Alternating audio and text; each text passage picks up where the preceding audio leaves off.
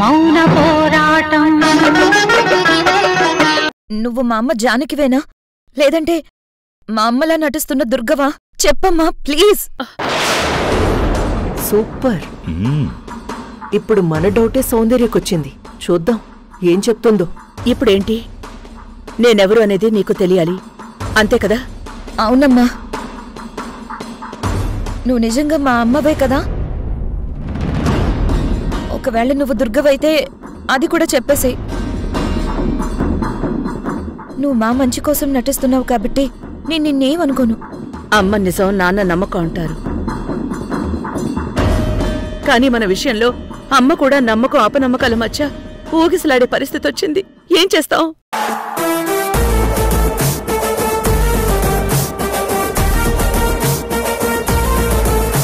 మన పరిస్థితులు అలా తయారయ్యాయి. అమ్మగా నన్ను నేనే రుజువు చేసుకోవాల్సిన దౌర్భాగ్యం కలిగింది నాకు. చెప్పమ్మా, నేనే నీ కన్న తల్లిని అని రుజువు చేసుకోవాలంటే ఏం చేయాలో చెప్పు.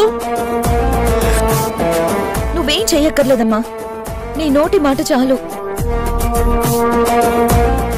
నువ్వే మా అమ్మవని చెప్పు చాలు. నేను నేను నేను మీ అమ్మనేనమ్మా. నిజంగానే నీ కన్న తల్లినే.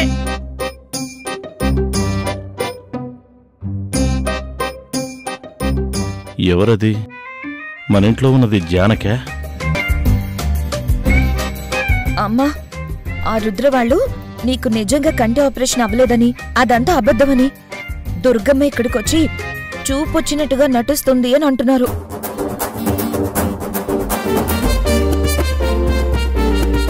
వాళ్ళలా అనగానే నీకు చూపొచ్చిందనే సంతోషం అంతా ఆవిరైపోయినట్టు అయిపోయిందమ్మా. చాలా బాధ అనిపించింది. నిజంగా నీకు ఆపరేషన్ అయింది కదమ్మా? నీకు చూపు వచ్చింది కదమ్మా? ఇదిగో చూడు చూడు చూడు, నా కళ్ళు బాగా చూడు, కనిపిస్తుందా?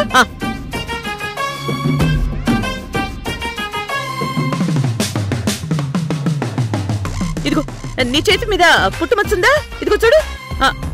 ఇదిగో నీ మెడ దగ్గర కూడా ఓ పుట్టుమచ్చుంది, ఉంది కదా?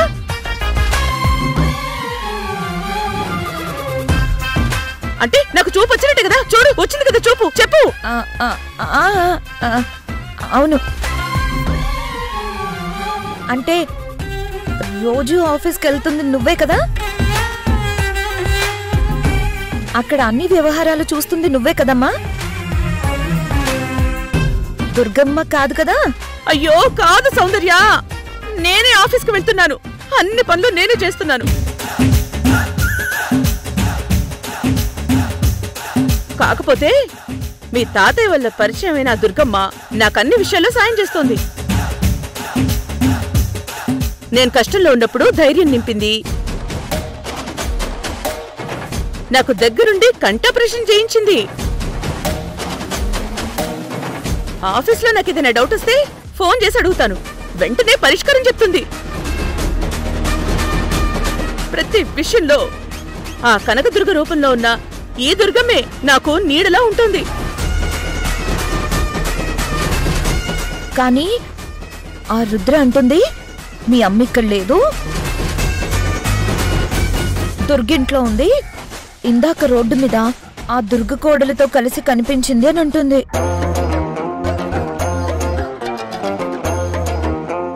అక్కడ మీ అమ్మకి చూపు లేదు, తడుముకుంటూ వెళ్ళడం నేను చూశాను అంటుందమ్మా. ఆ తర్వాత కూడా దుర్గమ్మ వాళ్ళింటికి ఫోన్ చేసి ఎవరో కనుక్కున్నారంట. అక్కడ కూడా చూపు లేనట్టే తెలిసిపోయిందని అంటుంది. అదంతా దుర్గమ్మ ఆడిన నాటకం. నాటకమా? ఆ రోజు దుర్గమ్మ తన కోడలు అవంతితో కలిసి రోడ్డు మీద వెళ్తుంటే రుద్ర కారులో కనిపించిందంట. అయితే రుద్ర వాళ్ళని ఫాలో అవడం చూసి కావాలని దుర్గని ఆట పట్టించేసి ఆటో ఆపి ఎవరో ఒక ముసలమ్మని ఇంకో ఆవిడ్ని ఆటో ఎక్కించేసిందంట.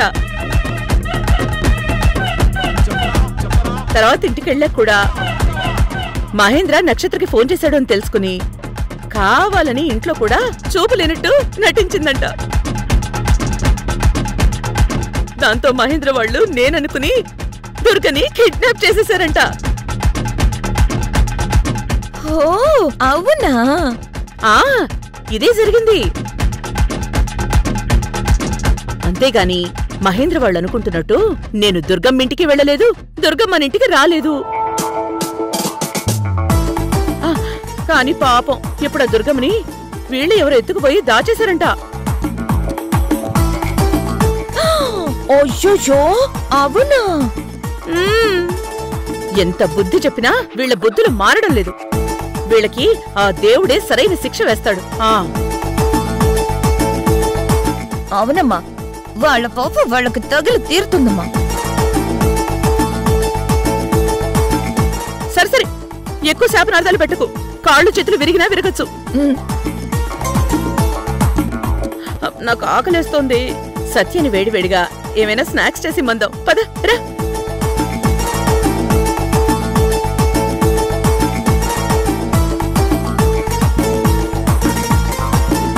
జానక, దుర్గా, నువ్వు ఇంకా డౌట్లోనే ఉండు.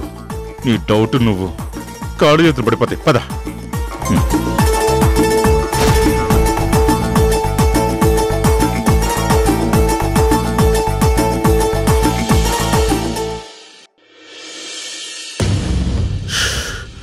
పాపా చూడు, బ్రెయిన్లో వేడికి 2 నిమిషాల్లో మండే ఎండలో ఎండిన తుండులా ఎలా ఆరిపోయిందో.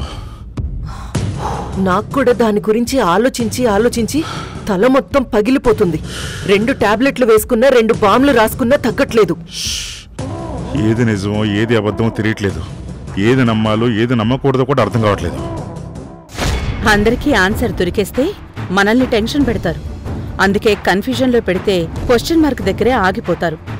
జానకి కంటి ఆపరేషన్ అయ్యే వరకు సైలెంట్గా ఉంటారు. హాస్పిటల్లో జానకికి కంటి ఆపరేషన్ జరిగిందన్నది నిజం కాదా?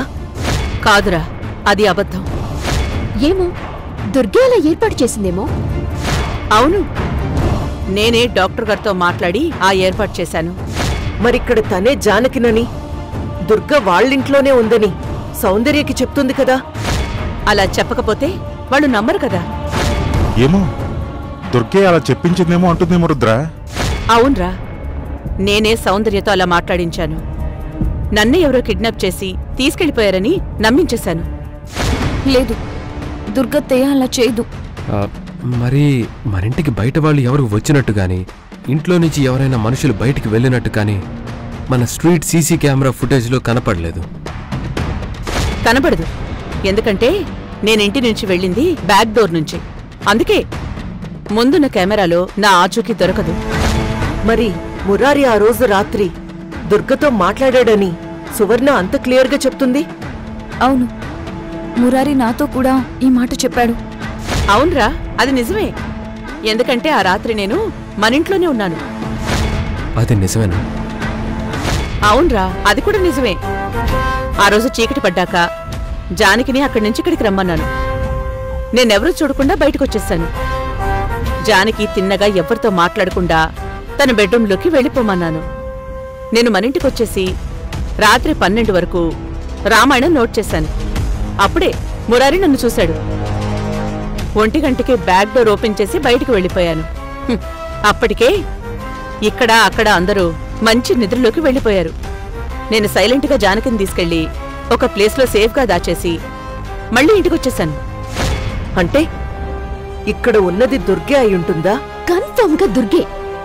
అది కాదమ్మా, వాళ్ళు అక్కడున్న నిన్నే దుర్గా అని ఫిక్స్ అయిపోతే మళ్ళీ ప్రాబ్లం అవుతుందేమో. ఇంతకాలం రుద్ర మాత్రమే అలా ఫిక్స్ అయిందిరా. కానీ మహేంద్ర విశాలాక్షలకి ఇంకా డౌట్గానే ఉండిపోయింది. అవును, ఇంట్లో ఉన్నది జానకి అని మేమనుకుంటున్నాం. తను దుర్గే అని నువ్వనుకుంటున్నావు. కానీ తను జానకే అని ప్రూవ్ అయింది, దుర్గా అని ప్రూవ్ అవ్వలేదు. అది నేను ప్రూవ్ చేస్తాను. ఎస్, ఇక్కడ ఉంది దుర్గా అని నేను ప్రూవ్ చేస్తాను. ఈసారి నేను ప్లాన్ చేస్తాను. అదంతా ఓకేనమ్మా, నువ్వన్నదే నిజమని ప్రూవ్ అయింది అనుకుందాం. కానీ ఇప్పుడు జానకిని కిడ్నాప్ చేసింది ఎవరు? ఈ విషయంలో వాళ్ళకి మాకు ఒకేలా డౌట్స్ వచ్చాయి అత్తయ్య. నీకు ఫోన్ చేయకముందు మేమిద్దరం మాట్లాడింది కూడా అదే. మా డౌట్స్ అన్నీ నువ్వే తీర్చావు. కానీ పాపం వాళ్ళ డౌట్స్ ఎప్పటికి తీరుతాయో. అన్నీ సెట్ అయ్యే వరకు వాళ్ళ డౌట్స్ అలా పెరుగుతూనే ఉంటాయి, కానీ క్లియర్ అవ్వవు. కానీ అమ్మా, ఆ రుద్ర ఏదో ప్లాన్ చేస్తానంది అని అంటున్నావు. అంటే నీకేదైనా ప్రమాదం తలపెడుతుందా? చూద్దాంరా, వాళ్ళు ఏం ప్లాన్ చేస్తారో, ఎలా కనిపెడతారో చూద్దాం. కానీ ఒక్క విషయంలో మాత్రం చాలా జాగ్రత్తగా ఉండాలిరా. ఏంటమ్మా? నక్షత్రకి జానకి విషయంలో అస్సలు డౌట్ రాకూడదు. మీరిద్దరూ జానకిని నేనే కిడ్నాప్ చేశానన్న మాట గురించి అస్సలు మాట్లాడకండి. మురారికి కూడా ఇవేవీ చెప్పకండి. వాడు కోపంలో ఉన్నప్పుడు గబుక్కున నక్షత్రతో మాట అనేస్తాడు. లేదమ్మా, అస్సలు ఈ విషయం గురించి నేను మాట్లాడను. సరే, త్వరలోనే జానకి కంటి ఆపరేషన్ అయిపోతుంది. ఆ తర్వాత మిగతా విషయాలన్నీ వెంటనే సెట్ చేసేస్తాను. అంతవరకు జాగ్రత్త. ఓకే అత్తయ్య. Okay, bye. ఓకే అమ్మా, bye. Bye Dwaraka.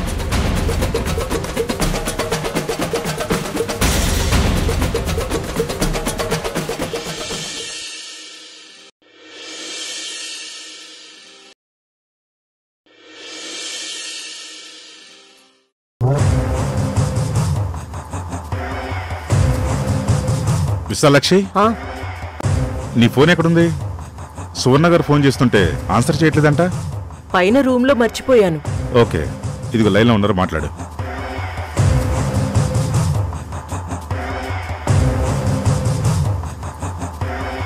Hello, kidnap అయిన దుర్గ గురించి ఏమైనా తెలిసిందా? మనకది దుర్గే అని ప్రూవ్ అయింది. కానీ రుద్ర మాత్రం మా ఇంట్లో ఉందే దుర్గా అని ప్రూవ్ చేస్తానంటుంది. నాకెందుకో రుద్ర చెప్పిందే రైట్ అనిపిస్తోంది. కానీ అది ప్రూవ్ చేయడం ఎలా? నేనందుకే ఫోన్ చేశాను. ఇందాకే నాకు ఒక ఆలోచన వచ్చింది. ఏంటది? రేపు సుమంగళి వ్రతం. అయితే ముత్తైదువులందరూ ఈ వ్రతం చేస్తారు. చేస్తే?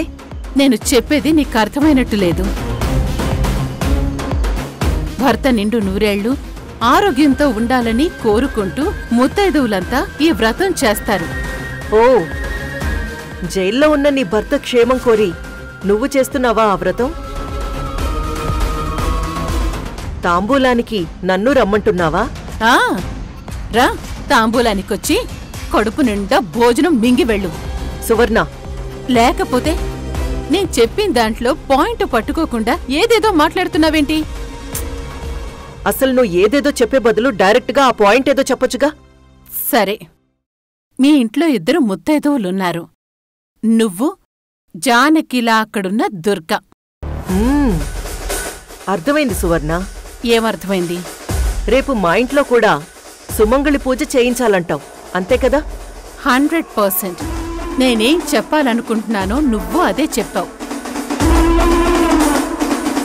సుమంగళి వ్రతం చేసుకునేవాళ్లు భర్త క్షేమం కోరి హోమం చేస్తారు. హోమం పూర్తయ్యాక అమ్మవారి దగ్గర పెట్టిన పసుపు తాడు తీసుకుని భర్త భార్య మెళ్ళో కడతాడు. రేపు నీతో పాటు కళ్యాణరాముడి క్షేమం కోసం జానకిగా ఉన్న దుర్గని కూడా వ్రతం చేయమని చెప్పు. ఓ, అంటే రేపు వ్రతమయ్యాక నేను విశాలాక్షి మెడలో తాళి కడతాను, కళ్యాణరాముడు ఆ దుర్గా ఉరఫ్ జానకి మెడలో తాళి కడతాడనమాట. సువర్ణ, ఏం ఐడియా చెప్పావు సువర్ణ? ఇది కదా శత్రువుని గురి చూసి పొడవడం అంటే. కానీ ఒకవేళ వ్రతం చేయటానికి ఆ అలియాస్ దుర్గ ఒప్పుకోకపోతే తను దుర్గా అని అర్థం. ఒకవేళ తనెవరూ బయటపడకూడదని ఒప్పుకుంటే అప్పుడు కళ్యాణరాముడితో ఖచ్చితంగా తాళి కట్టించుకోవాలి.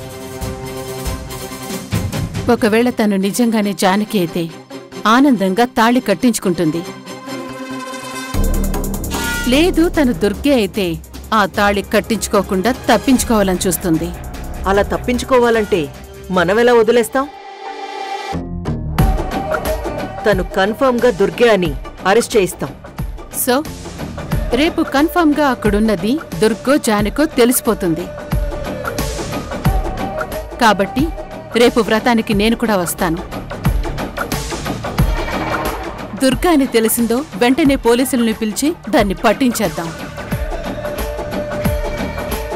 వెంటనే వెళ్ళి అలియాస్ దుర్గకి చెప్పు, రేపు సుమంగళి వ్రతం చేస్తున్నాము అని. ఓకే. సరే, రేపు మీ ఇంట్లో కలుద్దాం. బాయ్. Okay, bye. మహేంద్ర, పద.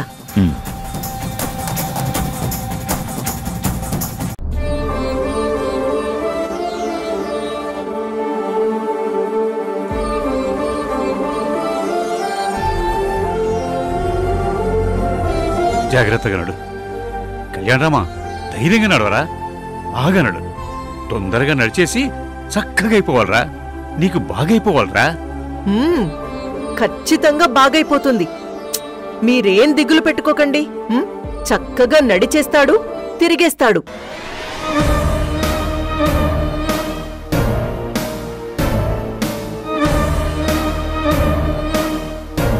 ఏంటలా చూస్తున్నారు? నేనేవి వెటకారంగా అనడం లేదు. నిజంగా మనస్ఫూర్తిగా కళ్యాణరాముడికి బాగైపోతుందనే చెప్తున్నాను. అవును, ఈరోజు విశాలాక్షి చాలా పెద్ద ఫేమస్ స్వామీజీని కలిసింది. ఆయనకి కళ్యాణరాముడి గురించి చెప్పి వెంటనే అతను బాగవ్వాలని అడిగింది. దానికైనా చాలా గొప్ప పరిహారం చెప్పారు. పరిహారమా? అది మీరు కళ్యాణరాముడి గురించా? అవును. మంచి మనసుతో భర్తని పూజించి గౌరవించే మహాసాధ్విలాంటి ముత్తైదువు తన భర్తకి అంతా మంచే జరగాలని కోరుకుంటూ సుమంగళి వ్రతం చేస్తే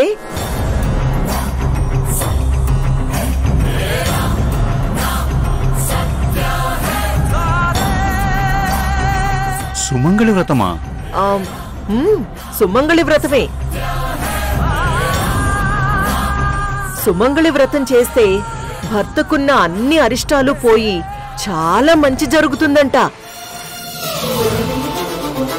అనారోగ్యం పోయి పూర్తి ఆరోగ్యం వస్తుందంట. ఎవరు చేయాలి వ్రతం? ఎవరేంటి సౌందర్య, నా కోసం నా భార్య విశాలాక్షి చేస్తుంది. మరి మీ అమ్మ మీ నాన్న కోసం వ్రతం చెయ్యాలి కదా. వ్రతమే కదా, చేసేస్తుంది. ఇందులో ప్రాబ్లం ఏముంది? సౌందర్య, నువ్వు ఊరుకో, నీకేం తెలియదు.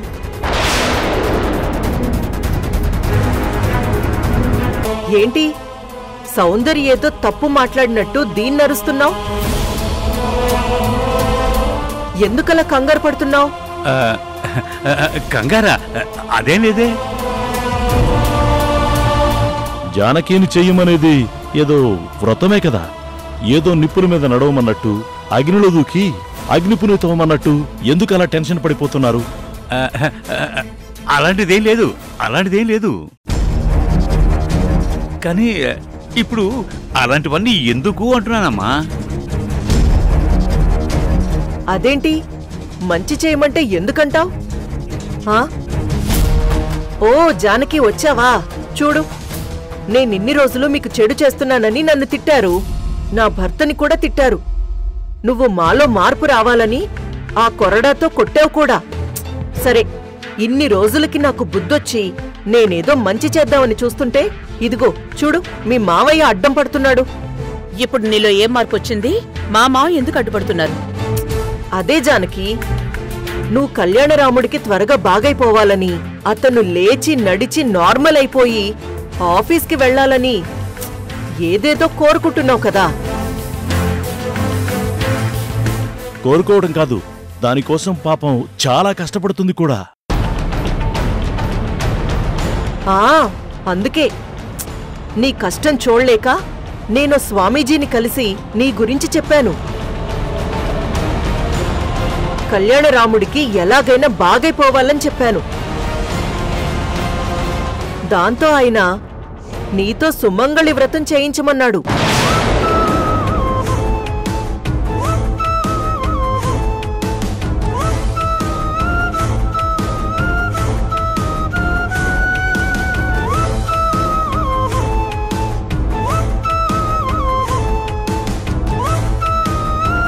రేపే సుమంగళి వ్రతం.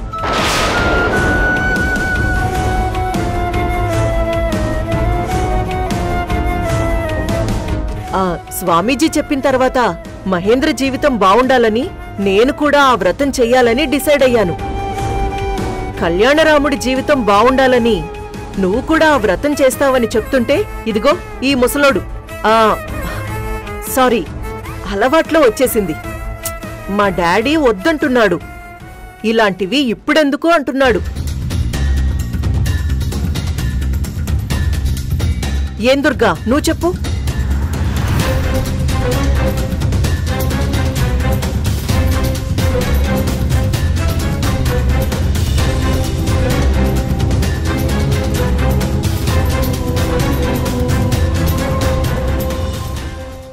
కళ్యాణరాముడితో తాళి కట్టించుకోవడం నీకిష్టం లేదా? నేను చేస్తాను.